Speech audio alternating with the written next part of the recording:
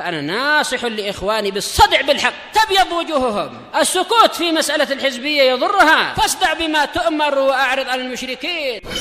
سلامي على دماج ورجالها والشيخ يحيى ودار العلم يا سعد بانيها. بسم الله الرحمن الرحيم.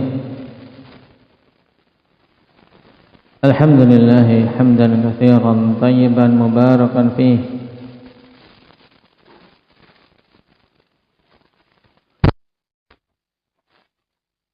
كما يحب ربنا ويرضاه.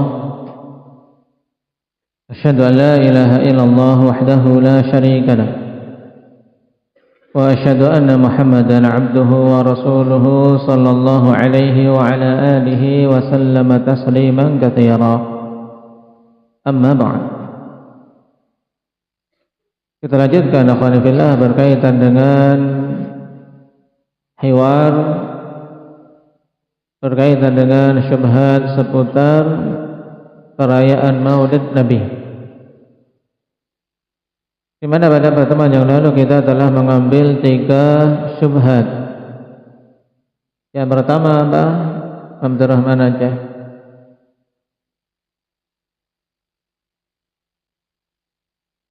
Baik, mereka urutkan dulu biar mudah.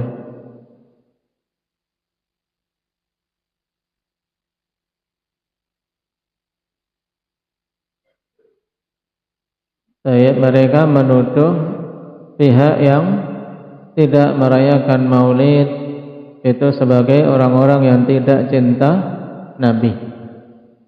Paham? Ini syubhatnya. Maka kita bantah ini kedustaan yang besar. Berarti konsekuensinya para sahabat radhiyallahu alaihim yang mereka jelas-jelas tidak melakukan perayaan Maulid seperti Abu Bakar, Umar, Utsman, Ali dan semua sahabat. Berarti mereka tidak cinta Nabi. Maka di sini diarahkan akhwan pada syubhat pertama ketika mereka menuduh kalian tidak cinta kepada Nabi. Alasannya apa? Karena tidak memperingati Maulid Nabi. Maka kita sanggah, apakah Nabi merayakannya? Tidak. Abu Bakar, Umar, Utsman, Ali merayakannya? Mereka menjawabnya tidak. Baik, berarti kenapa kalian merayakannya? Bahkan dijadikan sebagai tolak ukur seorang cinta dan tidak kepada Nabi sallallahu alaihi wasallam. Kemudian syubhat yang kedua, hendak ya Jabir,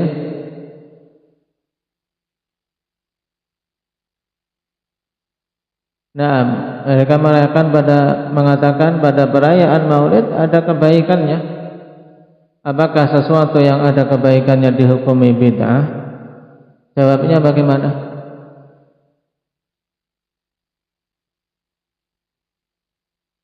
Kebaikan itu adalah dengan mengikuti Al-Quran dan As-Sunnah di atas pemahaman salaful ummah.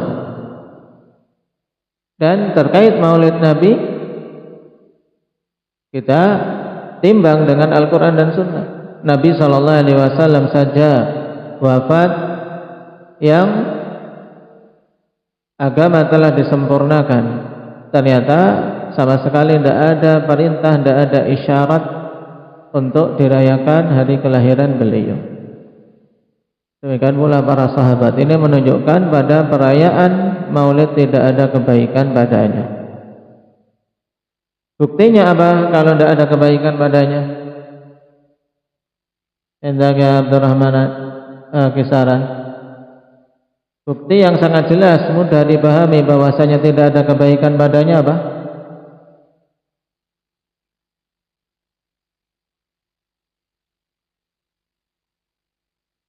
Kalau seandainya ada kebaikan, tentu para sahabat sudah mendahului kita. Ini. Baik. Ketika mereka tidak mendahului kita, tidak melakukannya, menunjukkan tidak ada kebaikan. Paham? Kemudian syubhat yang ketiga, masih Abdurrahman dengan Abdurrahman Riau.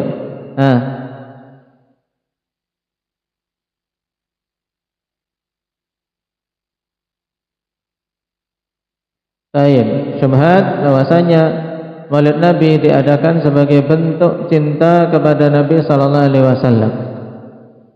Maka jawabannya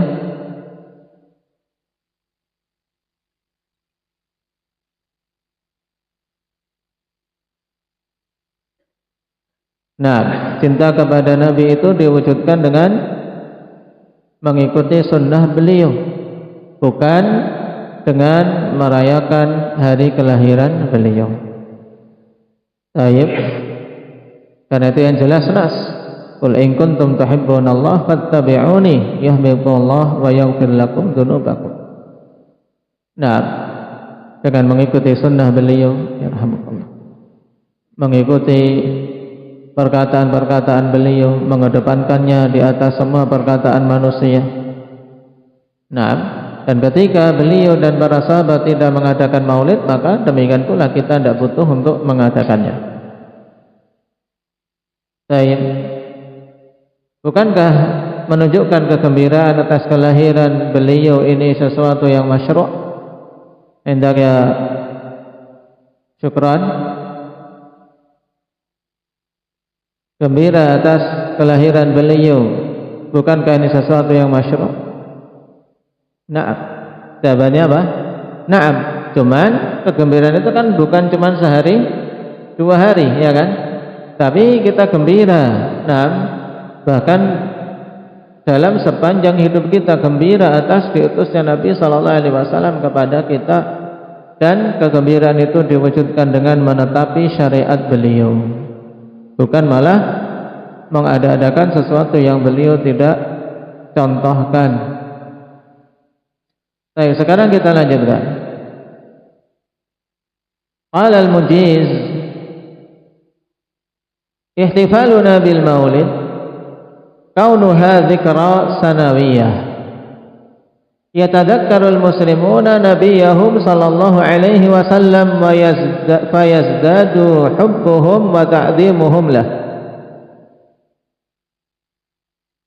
Perayaan kita terhadap Maulid Nabi sallallahu alaihi wasallam itu dikarenakan itu adalah bentuk mengingat-ingat beliau secara tahunan, yaitu untuk setiap tahunnya kita mengingatnya, mengenangnya. Ya.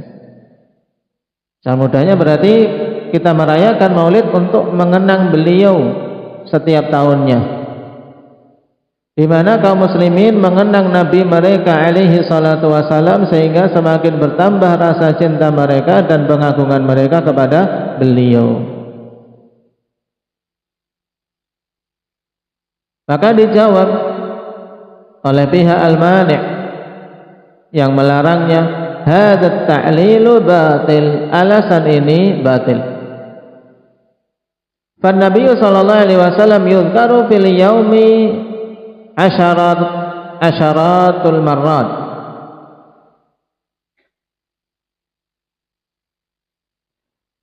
Sebab Nabi sallallahu alaihi wasallam itu diingat di setiap harinya, kawan, itu puluhan kali. Bukan hanya sekali saja, bukan hanya setiap setahun sekali diingat itu. Bahkan Nabi sallallahu alaihi wasallam butuh kita ingat di setiap hari itu asyaratil marrat.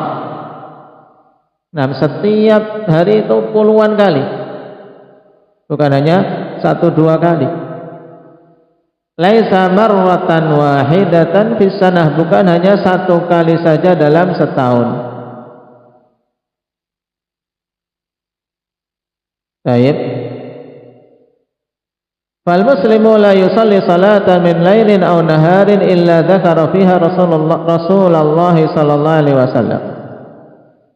Sebab seorang muslim tidaklah salat satu salat pun di malam atau siang harinya kecuali dia mengingat di dalamnya Nabi sallallahu alaihi wasallam, bahkan menyebutnya, bukan hanya diingat di benak, tapi apa? Dzakara fiha Rasulullah sallallahu alaihi wasallam, menyebut di dalamnya. Ketika disebut dia akan ingat, menyebut Nabi sallallahu alaihi wasallam di dalam salatnya. Wala yu'adzanu lis-salati, wala yuqamu laha illa dzukira fiha Rasulullah sallallahu alaihi wasallam wa yusalla alaihi. Tidaklah azan untuk salat dikumandangkan, tidak pula salat ditegakkan kecuali disebut di dalamnya Rasulullah sallallahu alaihi wasallam dan bersalawat atas beliau. Wasmuhu sallallahu alaihi wasallam yudhkaru fi kulli hinin 'alal manabir, dan nama beliau alaihi salatu wasallam juga disebut-sebut di setiap waktu di atas mimbar-mimbar. Maka jelas alasan bahwa mengingat Nabi, mengenang Nabi pada Maulid Nabi itu alasan yang apa? Yang batil. Ini bukan alasan. Kenapa? Karena kalau untuk mengingat, mengenang itu kita sudah mengingatnya setiap hari. Nah, menyebutnya bahkan dengan puluhan kali dalam sehari. Maka jelas syubhat ini sangat lemah. Kemudian dia beralih ke syubhat berikutnya yang lebih butuh mikir ini. Qala al-Mujiz, antum tatamassakuna bit-tarki wa tahkumuna 'ala al-a'malil muhdatsati bil bid'ati wad dhalalah. Kalian ini berpegang teguh dengan apa? Dengan tark, yaitu di mana Rasulullah tidak melakukan, para sahabat tidak melakukan. Ini kan tark, ya kan? Dan kalian menghukumi suatu amalan itu sebagai amalan yang baru. Kalian menghukumi suatu amalan yang baru yang diada-adakan itu dengan kebid'ahan dan kesesatan. Dengan apa? Dengan hanya sekedar karena Nabi dan para sahabat tidak melakukannya. Ini maksud dengan tark. Kalian berpegang teguh dengan tark. Dengan apa? Dengan ditinggalkannya perbuatan atau amalan tersebut. Waqad awdaha al-ulama'u anna tarkan Nabi sallallahu alaihi wasallam lil 'amali muhtamalun umuran katsiratan ghairat tahrim. Dan para ulama telah menjelaskan bahwasanya Nabi meninggalkan suatu amalan itu memiliki kemungkinan yang banyak selain pengharaman. Nah, ini mulai sulit ini. Ya. Ini harus bisa menjawabnya. Ini syubhat usuli. Syubhat kaitannya dengan ilmu usulul fikih. Jadi alasannya apa mereka syubhatnya ini intinya kalian ahli sunnah menghukumi amalan yang baru itu sebagai bid'ah karena Nabi tidak melakukannya. Padahal Nabi tidak melakukan suatu perkara itu kan kemungkinannya banyak. Bukan hanya sekedar karena perkara itu haram. Kemudian datangkan bait hatta qala qailuhum at-tarku laysa bihujjatin fi syar'ina la yaqtadi hukman wala ijabah. At-tark meninggalkannya suatu perkara atau ditinggalkannya suatu perkara oleh Nabi sallallahu alaihi wasallam atau para sahabat itu bukanlah hujjah dalam syariat kami. Tidak berkonsekuensi suatu hukum, tidak pula berkonsekuensi suatu apa? Penetapan. Tidak, namanya tark tidak bisa kita ambil penetapan suatu hukum. Baik, sekarang jawabannya bagaimana? Kita perhatikan. Qala al-mani', ya akhi hadakallah, antum tajhaluna al-ilma. Baik. Nah, dia mulai mau bergaya dengan kaidah usul, maka segera dipatahkan dulu. Wahai saudaraku, semoga Allah memberikan hidayah kepadamu. Kamu itu sebenarnya tidak paham ilmu. Ka'annaka ma sami'ta qattu qaulal ulama al-asru fil ibadati tawaqquf. Sepertinya kamu ini tidak pernah mendengar perkataan para ulama bahwasanya hukum asal dalam ibadah itu tawaqquf. Apa maksudnya hukum asal dalam ibadah tawakkuf? Yaitu Hukum asal dalam ibadah itu kita apa? Kita tidak boleh melakukannya sampai datang dalil.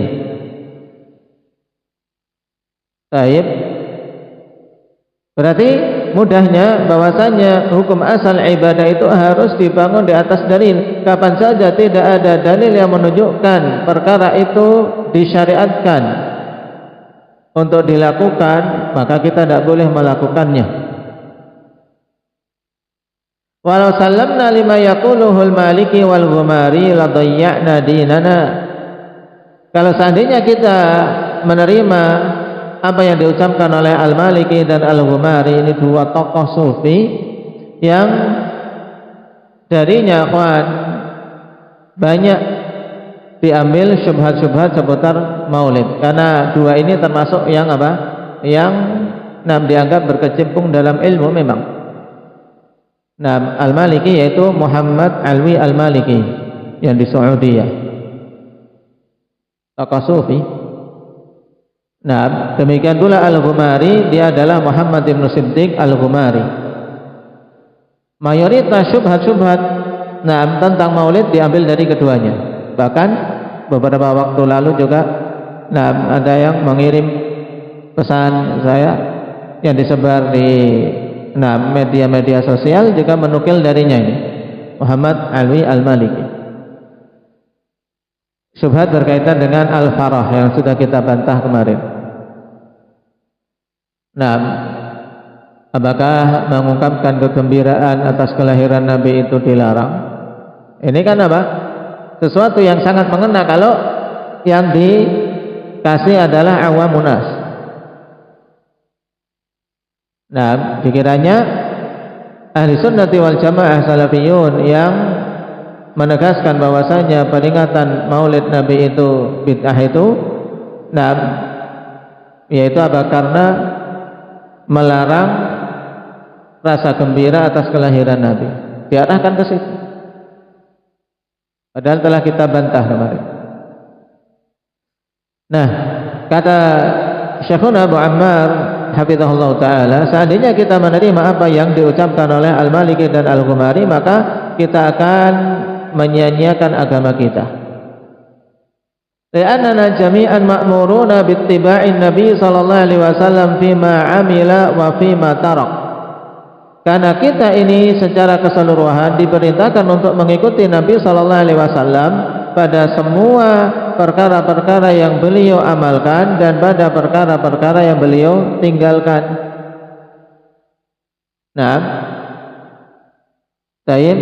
Jadi segala sesuatu berkaitan dengan ibadah ini, akhwan, berkaitan dengan ibadah yang muktadanya ada, yaitu tuntutan untuk melakukannya ada pada waktu itu. Pak Nabi sallallahu alaihi wasallam tidak melakukannya, menunjukkan bahwasanya memang tidak perlu dilakukan. Ini yang diistilahkan dengan sunnah tarkiyah. Apa yang diamalkan oleh Nabi kita ikuti, dan hal-hal yang pada masa itu seandainya disyariatkan sangat mungkin Nabi melakukannya, tapi kok tidak dilakukan, menunjukkan memang syariat kita dituntut untuk meninggalkannya. Paham? Peringatan kelahiran Nabi itu sesuatu yang mungkin tidak untuk dilakukan pada waktu itu? Sangat mungkin. Sangat mungkin. Kalaulah Nabi, masa Nabi memperingati kelahirannya sendiri, mungkin beliau segan,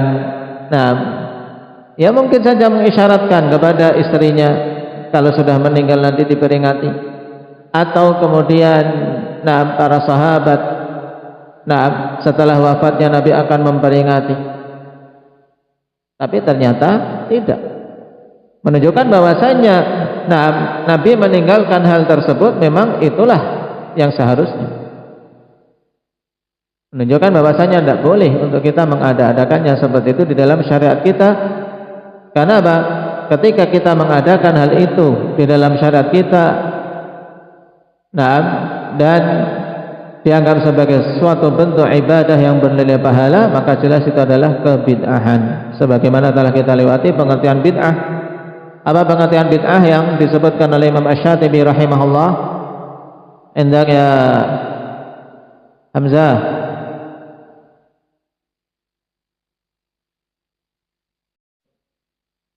Ibaratun an tariqatin fid din mukhtara'ah tudahi syar'iyyah yuqsadu bisuluki 'alaiha al-mubalaghatu fit taqarrubi ila Allah azza wa jalla. Ungkapan tentang suatu jalan di dalam agama ini yang diada-adakan yang menyerupai syariat padahal bukan syariat. Yang dimaksudkan dengan melakukannya untuk semakin mendekatkan diri kepada Allah Subhanahu wa taala. Atau dengan ungkapan yang lebih mudah, intinya ya semua amalan yang diada-adakan di dalam agama kita yang tidak dibangun di atas dalil.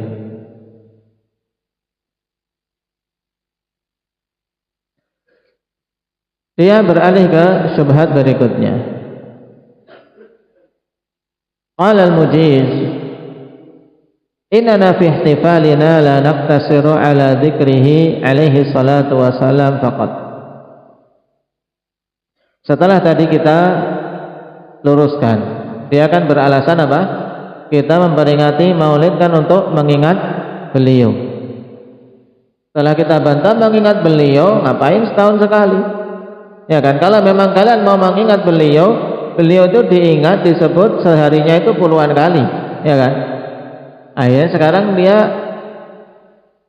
pergi ke syubhat lain. Dia mengatakan sungguhnya dalam peringatan kami, dalam peringatan maulid tersebut, kami tidak hanya sekedar mengingat dan menyebut beliau saja, bahkan apa?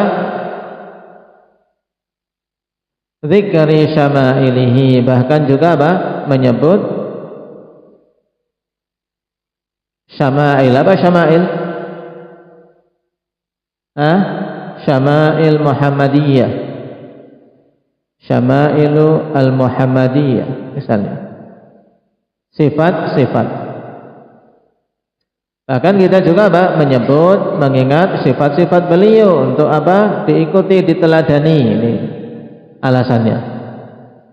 Wa yusla fiha an-nasabu syarif, dan juga dibacakan di dalam acara itu nasab beliau yang mulia. Berarti sekarang syubhatnya intinya apa? Ketika telah dibantah bahwasanya alasan mengadakan perayaan maulid untuk mengingat beliau, bahwasanya mengingat itu tidak hanya cuman setahun sekali, tapi setiap harinya puluhan kali bahkan kita ingat. Maka dia beralih, bukan hanya mengingat kok, kami juga dalam perayaan itu menyebut sifat-sifat beliau dan dibacakan nasab beliau yang mulia. Maka kita jawab, ujiba alaika min wajhain. Dijawab syubhatmu ini dari dua sisi. Awalan, inna ma'rifata syama'ilil Muhammadiyah wan nasabi la yakfi fiha an tusma'a marratan fil 'am. Pertama, jawabannya, sungguhnya mengetahui sifat-sifat Nabi Muhammad SAW dan nasab beliau itu tidak cukup untuk diperdengarkan sekali setahun. Wa madza yughni sama'uha marratan fil 'am. Apa yang bisa taib. Apakah atau apa yang bisa didapat? Apa kecukupan yang bisa dicapai dari mendengar sifat-sifat beliau dan nasab beliau sekali dalam setahun saja? Tidak cukup, tidak bisa memberikan kecukupan. Wahiyya juz'un min aqidatil muslimin, padahal sifat-sifat Nabi Muhammad dan mengetahui nasab beliau itu merupakan bagian dari akidah kaum muslimin. Kenapa, kawan? Karena di antara akidah kaum muslimin yang harus kita pelajari apa? Man nabiyuk, siapa nabimu? Fayambagi ala kulli muslimin wa muslimatin an ya'rifa nasaba nabiyhi sallallahu alaihi wasallam wa sifatih. Sehingga sepantasnya atas setiap muslim dan muslimah untuk mengenal nasab nabinya dan mengetahui sifat-sifat beliau alaihi salatu wasalam. Wa hadza la budda lahu min ta'lim, dan ini mesti harus ada apa? Pengajaran. Fala yakfi mujarradu sama'i tilawati qissatil maulid marratan fi kulli 'am. Sehingga tidak cukup hanya sekedar mendengar pembacaan kisah maulid sekali dalam setahun. Itu pun kalau paham, ya kan. Apalagi di negeri kita, kawan, dibacakan kisah maulid itu dalam apa? Al-Barjanji, dibacakan, dilakukan, tapi mereka cuma mendengar sekedar lagu, tidak paham. Itu cerita, itu kisah. Nah, taib, itu kisah. Nah, sebagiannya membuat sirah Nabi dalam bentuk nazam, dalam bentuk bait-bait syair, kemudian dibacakan. Nah, itu diantara ritual pada acara maulid. Nah, sehingga apa? Alasan ini tidak tercapai. Kalau toh benar, alasan ini tidak tercapai pada peringatan maulid, terus kenapa dipertahankan untuk terus-menerus diadakan? Baik. Kalau memang niatannya untuk mempelajari sifat-sifat Nabi, kemudian nasab beliau, ini tidak cukup hanya sekali setahun, sehingga itu hanya alasan yang dibuat-buat saja. Baik. Kemudian jawaban kedua, fi dzikrikum li syama'ilil Muhammadiyah la tataharrauna al-ahadits as-sahihah. Baik. Pada penyebutan kalian terhadap sifat-sifat Nabi Muhammad sallallahu alaihi wasallam, kalian pun tidak memperhatikan hadis-hadis yang sahih. Nah, wa innama aktsaruha dha'ifah bal maudu'ah. Tapi sungguhnya mayoritas dari yang kalian sebutkan tentang sifat-sifat Nabi Muhammad itu dari hadis-hadis yang lemah, bahkan palsu. Maka dia sekarang bertanya, al-mujiz udhkur li hadhihi al-ahadits ad-dha'ifah wal maudu'ah. Kalau demikian, coba sebutkan kepadaku hadis-hadis yang dhaif dan maudhu' yang disebutkan dalam Syama'il Muhammadiyah yang biasa dibacakan dalam peringatan-peringatan maulid. Qala al-mani' la astati'u hasraha lakin hasbi an adhkura tarafan minha. Kalau aku mau sebutkan semua, aku tidak mampu, karena saking banyaknya.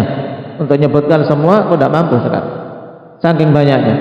Tapi cukup bagiku untuk menyebutkan sebagian kecil saja. Taraf, yaitu taraf itu ujung itu bagian kecil aja. Contohnya yang pertama, hadis innallaha khalaqa qabla al-asya'i nura nabiyyika ya Jabir. Yang pertama di antara hadis-hadis palsu tersebut yaitu apa? Perkataan sungguhnya Allah Subhanahu wa taala telah menciptakan sebelum segala sesuatu cahaya nabimu wahai Jabir. Berarti ini konsekuensinya apa? Cahaya Nabi kita Muhammad sallallahu alaihi wasallam Allah telah ciptakan sebelum segala sesuatu. Padahal makhluk yang diyakini ahli sunnati wal jamaah, diciptakan sebelum penciptaan manusia itu banyak, ya kan? Sebelum penciptaan Adam itu banyak, dan jelas Nabi Adam dan Nabi Muhammad duluan mana diciptakan? Nabi Adam. Sebelum Adam saja sudah banyak makhluk-makhluk yang diciptakan, malaikat, demikian pula arsy, taib, kemudian pena, penulisan takdir, dan seterusnya.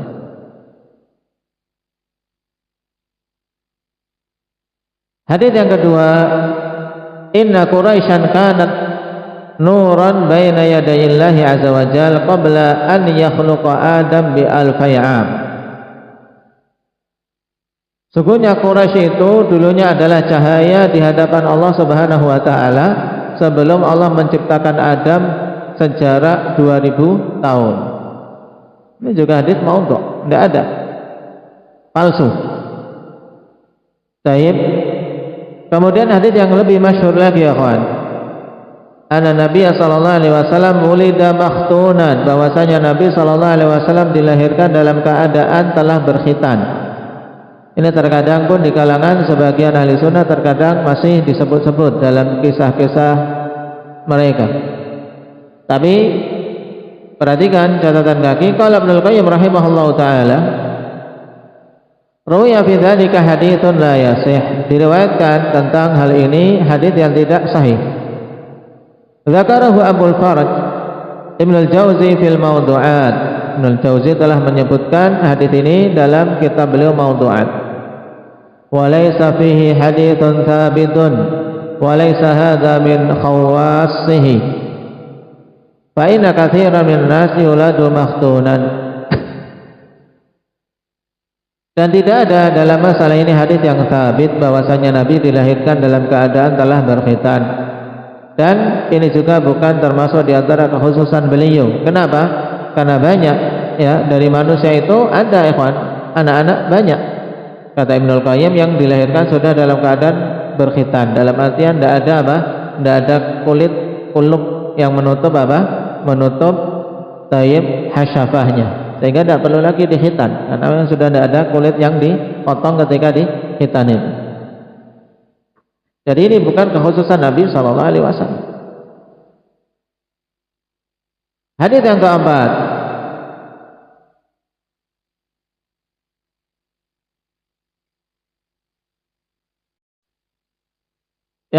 hadis munaghatun Nabi sallallahu alaihi wasallam lil qamari wa huwa fil mahdi. Munaghah yaitu apa? Perkataan Nabi sallallahu alaihi wasallam. Nabi ngajak bicara 6 bulan dalam keadaan beliau saat itu masih bayi, masih di gendongan. Nah, ini juga apa? Tidak ada dalil yang sahih padanya, palsu. Yang kelima hadis qaulillahi li Adam laula Muhammad ma khalaqtu. Ini juga masyhur, terkadang didengar oleh mereka-mereka para sufi yang sedang membicarakan keutamaan Nabi kita, di antaranya ini. Allah katakan kepada Adam, seandainya kalau bukan karena Muhammad maka aku enggak akan menciptakanmu. Ya, kalau kita dengar terkadang ketika mereka ingin menyebut keutamaan Nabi sampai apa? Merendahkan nabi-nabi yang lain luar biasa. Taib, ini bentuk hulu dan tidak bisa menempatkan pujian yang benar. Karena memang hawa nafsu dan dibangun di atas hadis-hadis yang palsu. Yang keenam, an Atha bin Yasar an Ka'b al-Ahbar qala 'allamani abi at-Taurah illa sifran wahidan kana yukhtimuhu wa yudkhiluhu as-sunduq. Falamma mata abi fatahtuhu fa idza fihi nabiyyun yakhruju akhir az-zaman. Dari Atha bin Yasar dari Ka'ab al-Ahbar, beliau mengatakan, ayahku mengajariku kitab Taurat kecuali 1 lembar saja. Baik, dan 1 lembar itu yang menjadi penutupnya. Dan beliau yaitu ayahku ini memasukkan 1 lembar ini di kotak khusus, di peti khusus. Atau illa sifran wahidan, ya diajari semua kitab Taurat kepada Ka'ab al-Ahbar oleh ayahnya kecuali 1 lembar, kana yukhtimuhu wa yudkhiluhu as-sunduq, yaitu dikunci, yaitu disembunyikan dan dimasukkan ke sunduk. Pokoknya tidak boleh dibaca lembaran ini. Maka tatkala ayahku telah mati, aku membuka peti tersebut dan ternyata pada lembaran itu ada berita tentang Nabi yang akan keluar di akhir zaman. Baik.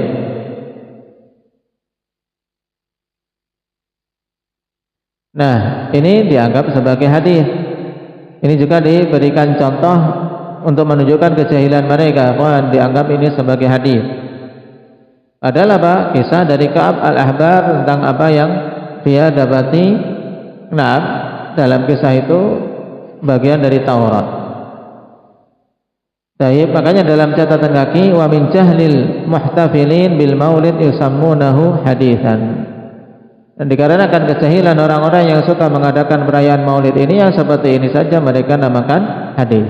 Tidak bisa bedakan hadis Nabi SAW dengan yang lainnya, dengan perkataan manusia biasa.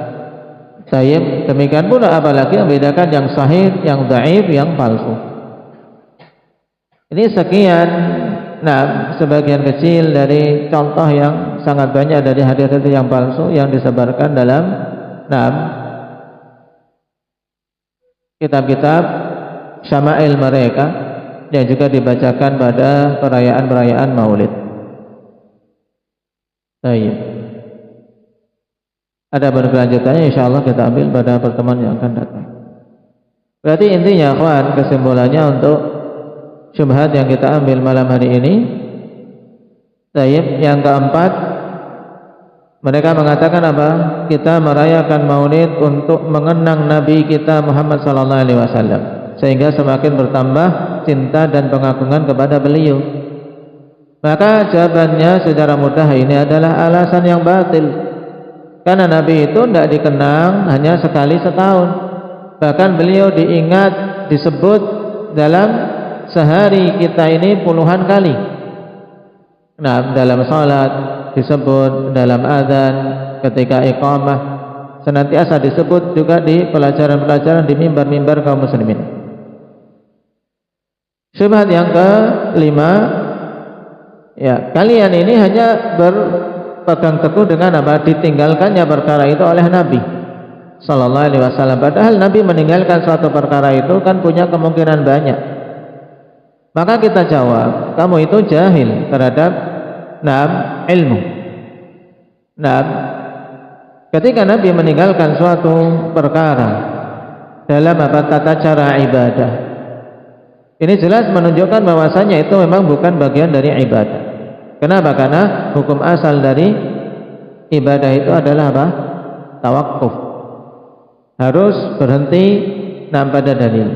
Kalau tidak ada dalil, kita tidak boleh melakukannya. Kapan saja Nabi tidak melakukan suatu perkara dari perkara-perkara yang dianggap ibadah, maka menunjukkan itu bukan bagian dari agama kita.